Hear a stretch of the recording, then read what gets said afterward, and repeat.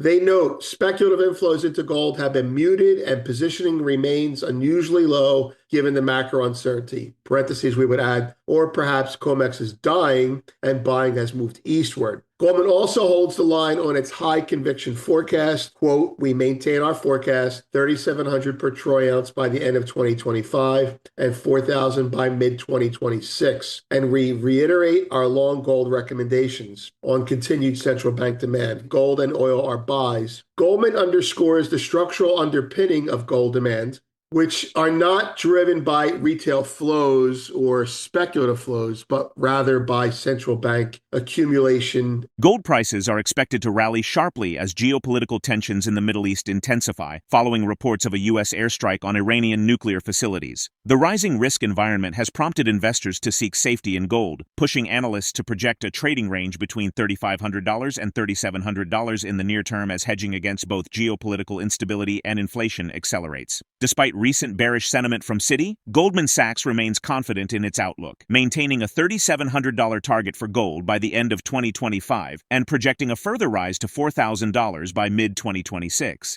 Bank of America shares a similarly bullish view, forecasting gold to reach $4,000 within the next 12 months, a potential gain of more than 17% from current levels, according to a Reuters report. Initial expectations of diplomatic restraint by President Trump briefly pulled gold prices lower on Friday. However, the metal quickly recovered, closing the day stronger in New York. The daily chart reflected a long lower shadow, signaling that markets had begun to factor in the possibility of further escalation over the weekend. Senior analyst VinceLanci notes an interesting shift in market behavior. Silver is increasingly behaving like a geopolitical hedge, reacting more sharply to global tensions than gold. This may reflect a change in investor sentiment as markets oscillate between risk-on and risk-off postures. Silver's performance so far this year has been impressive. It has climbed from $28.92 per ounce in January to $37.12 this week, a 28% gain in just over 6 months. With industrial demand for solar panels and other technologies remaining robust, silver's price strength may not be a temporary phenomenon. Many investors are beginning to view it as a compelling alternative to gold, especially as its momentum continues to build.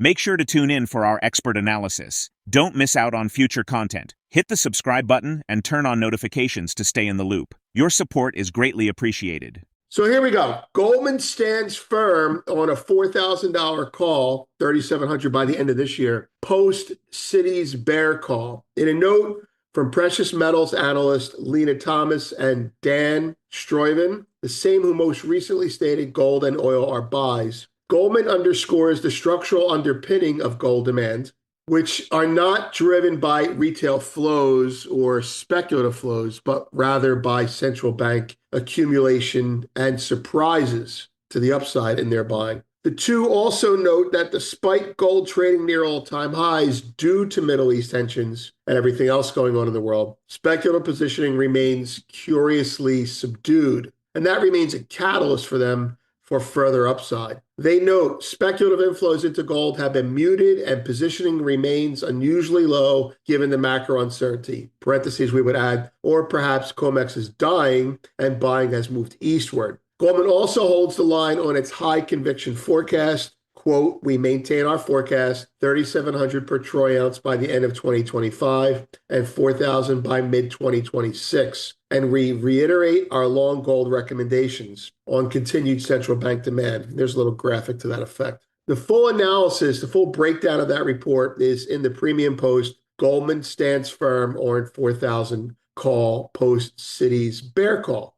Gold's daily. Well, again, we had noted for the last 3 days that gold had been muted in its response to geopolitical risk. And that's because if you're looking for a reason why the geopolitical risk is directly related to oil risk, Hormuz Strait, which we've talked about in the past, is the beginning of the supply chain to internationalization of oil flows. And that being in jeopardy with the U.S. letting it be in jeopardy, we know what's going on over there, says, well, the problem isn't gold right now. The problem is oil, energy. Silver, well, if you look at it on a daily-to-daily comparison, silver does have room to drop. If you look at it intraday, gold is weakening as silver is off its lows. That's a sign of risk on. So gold, silver is being traded much more like a geopolitical trade than anything else out there right now, if you know how to look at it. WTI strong and remaining strong.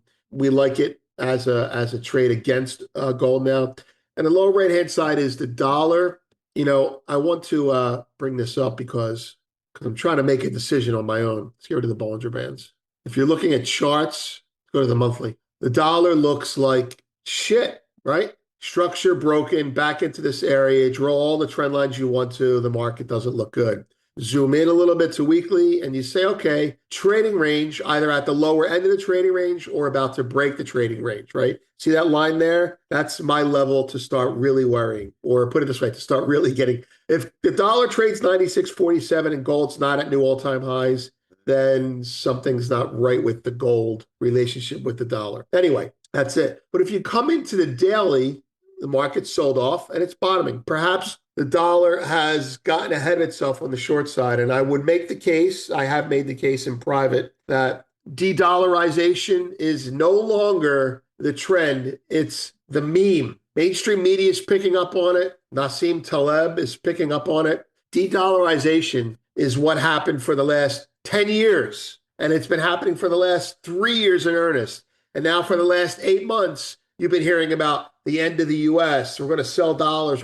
They're not selling treasuries anymore. They're hedging dollars. And here's the key. See that right there? That's what happens when de-dollarization becomes a mainstream media meme. CTAs start to sell it. And right now, those guys are all short. And so I think we could have a face-ripping dollar rally over the next couple weeks. Kind of like how silver rallies when they get too short. I think they're too short dollars now.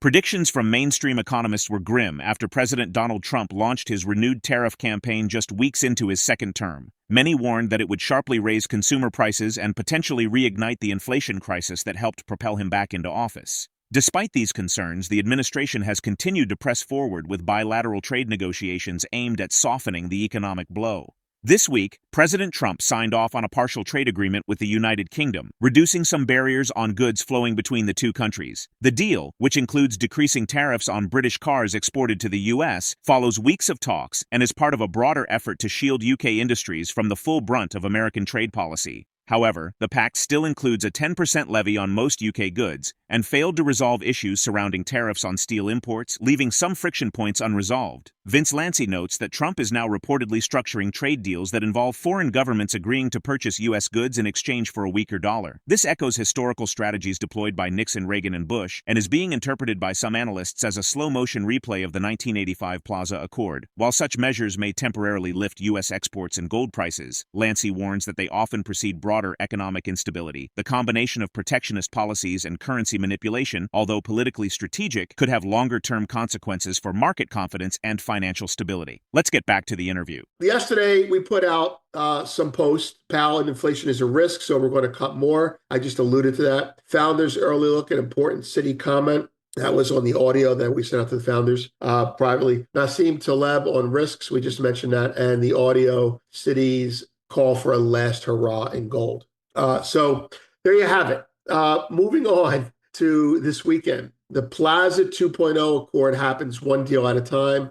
That's our piece on the dollar's decline, the secular aspect of it, putting a little meat on it. It's not to say we're bearish the dollar today. I think you'll find out we're not. But there are two pieces we have to this effect. One's coming out today, and one is that piece is the proof that going forward, the U.S. is, number one, working on weakening the dollar. Number two, weakening against emerging market currencies. And number three, the Western currencies are not going to strengthen against the dollar. They're going to weaken more. So it's G7 versus BRICS. And that's one of the reasons that gold is rallying. Also this weekend, we'll do Hartnett's Flow Show walkthrough. At some point, we'll have an early look for founders today or tomorrow. Stable coins and tokenization. If the stablecoin promises pay off, aside from rescuing treasuries, you're going to see the tokenization of illiquid assets that, generally speaking, never get the light of day. You will take the world public. It'll be increasing financialization, and it will be something that the U.S. would be at the forefront of, and it will strengthen treasuries and the dollar. Hartnett put out something, Global Fund Manager Survey, GFMS, and he says the buck stops here, where he talks about the dollar being the most hated asset in the world. And secondarily related, his clients think that gold is the most crowded long. So we'll explore that a little bit. That will go out probably tomorrow morning. History repeats itself yet again. Trump's quest to weaken US dollar. We're going to do a piece on how what Trump's doing now, which isn't really being talked about, but it's happening. The man is going around deal by deal and saying, buy our stuff, we'll weaken the dollar against your currency. Buy, and that's a plaza deal, one cut at a time into the dollar.